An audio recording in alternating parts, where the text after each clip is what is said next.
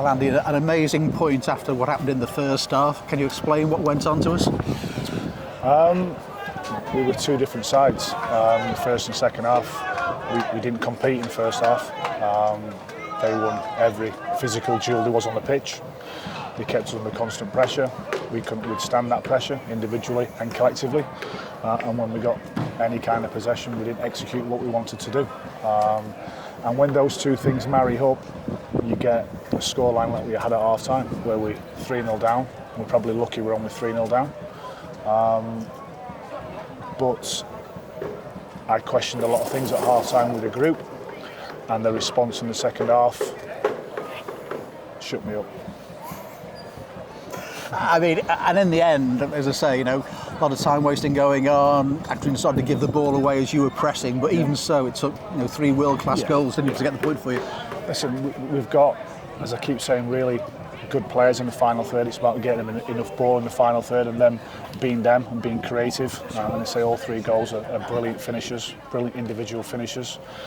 But everything I questioned about the group in the first half, they responded in the second half, and we have to use that first half as an absolute baseline of our performances. I don't think we could possibly do any worse than we did in the first half, in a number of factors. So I've just told the players in the game, you have to remember that first half, and I don't want us to ever revisit that again. It was desperately poor from all of us, not just the players on the pitch, from all of us. We knew what game it was going to be like. We knew what they're good at, and we didn't have the armoury on the pitch to solve the problem. So it's lessons for me going forward about these types of games, and we've probably had 2 of these types of games away from home against opponents who want to play direct and play the ball forward quickly.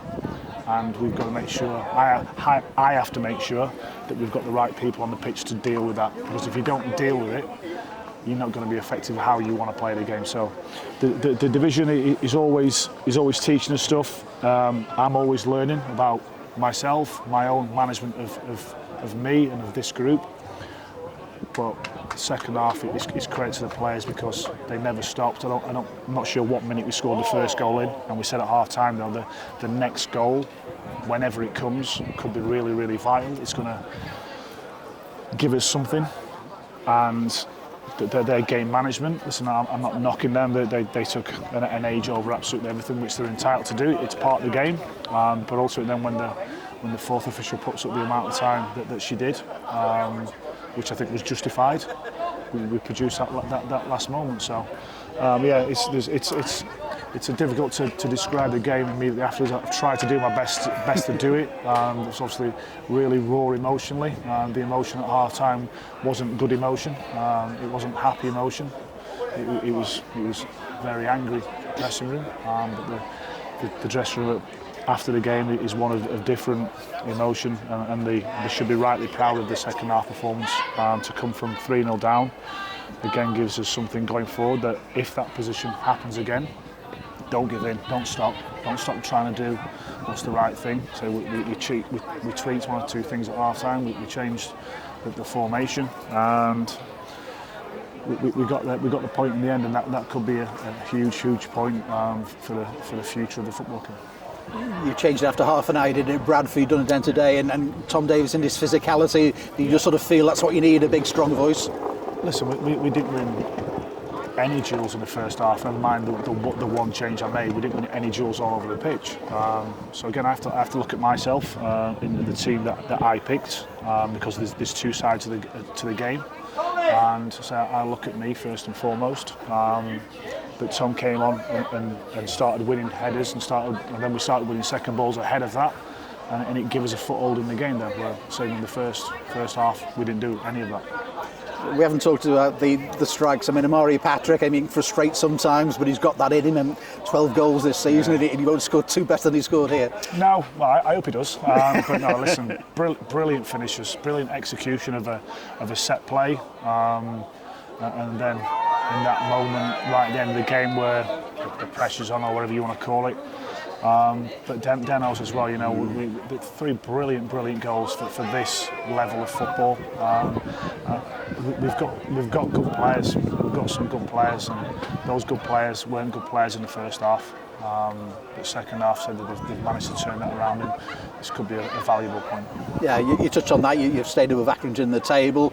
Carlisle have beaten Morecambe today. The gap is still 7 points. You know, and 4 games to go, and that's a real credit to everybody involved. Yeah, it is. You know, we've been on a good run. 16 points from 9 games is really good. The players are playing with confidence. They didn't show it in the first half. They didn't show hardly anything in the first half. But it's not only a point. I think it can become more than that. And say that's down to everyone who was here. You know, so players are missing out of the squad again. You know, competition for places within the team and the 18 is increasing all the time, and that's not down to more numbers boosting that. That's down to performances. And you can have 1 poor performance. Can you have 2 and expect to stay in the team? Probably not. But that's the pressure and reality of being a professional footballer. You have to deal with that. And players who become better players and play in successful teams, they accept that responsibility and they grow and they thrive. And others fall by the wayside. So we'll see. We'll see which way they want to go. And just a word about the fans again. I mean, just 3,100 here, over 1,000 Tranmere fans, and I mean they were trying to pick you up all the way through. I think they were stunned like you in the first half, but you know, 78 minutes, 𝗦𝗧𝗣𝗣𝗢𝗥 gets the first goal, and then they were really sucking it towards the goal. Is that what it was? 78 minutes. 78, I think it was. Yes. Listen, I don't want them to forgive the 45 minutes because it was that poor. But they inspired the team to come back. They played their part in allowing us to come back from 3-0 down. They got right behind the team. I've been in situations before where teams are 3-0 down away from home at this ground, and there's been a different reaction from the supporters. And they're entitled to do whatever they want to do. But our supporters chose to get right behind the team and inspire the team to that second half performance. And we should be really grateful that we've got the supporters we've got. That they've seen a lot this season. But I hope they go home and think, no, that the team didn't perform in the first half, but they produced a really good second half. And just a word of Cameron Norman, he's missed today's game, personal circumstances. Like to explain that to everybody? Yeah, listen, we worked yesterday morning on the team and on the formation, and Cam was in that. His wife was due to give birth next Friday, so we'd already spoken about the Easter weekend and potentially missing both games.